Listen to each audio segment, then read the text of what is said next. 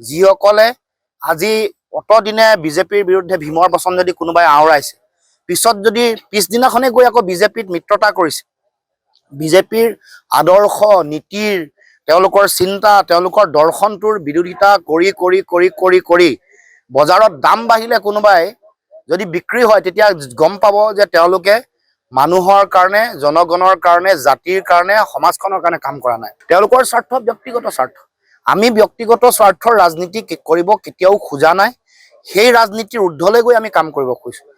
সেইকাৰণে এটা গণমুখী, এটা জনমুখী ৰাজনীতিৰ পৰিৱেশ গঢ়ি তুলিবৰ কাৰণে আমাক আজি বহুতে উপহাস কৰিবলৈ চেষ্টা কৰিছে, কিন্তু মনত ৰাখিব, সততাৰ ৰাজনীতি দুদিন দেৰি হ'লেও এদিন নহয় এদিন জয়লাভ হ'বই।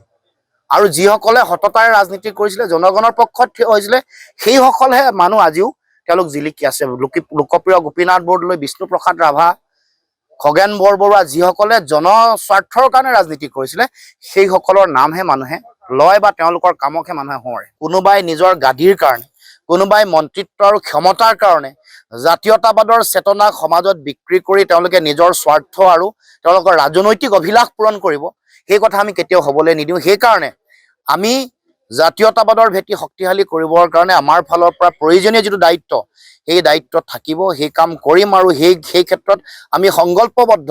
আমি কোনো কাৰণতে কেতিয়াও আমাৰ আদৰ্শ কেতিয়াও পৰিহাৰ নকৰোঁ। আদৰ্শ প্ৰাপ্তিৰ কাৰণে, লক্ষ্য প্ৰাপ্তিৰ কাৰণে, জাতীয়তাবাদৰ ভেটি শক্তিশালী সুদৃঢ় কৰিবৰ কাৰণে আমি আমাৰ কামবোৰ আগন্তুক দিনসমূহতো কৰি যাম।